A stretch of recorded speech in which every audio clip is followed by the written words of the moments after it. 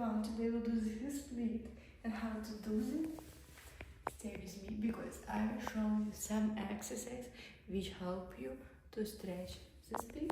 Okay, first what you start to do, you take the legs together and start to slowly take our feet more for ourselves and slowly open it, close and stretch. So let's start to do together. So 1, 2, 3, 4 and 5. From this position, take our hands and take working with our knees. So 1, 2, 3, 4, 5.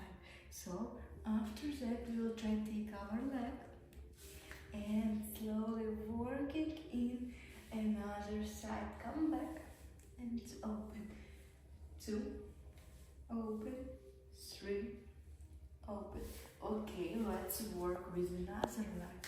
So I will take it and open our hips. So 2, 3. Now let's try to do with 2 legs. So slowly take it and open it. Okay, take 2 legs together. Slowly take breathe out and slide down.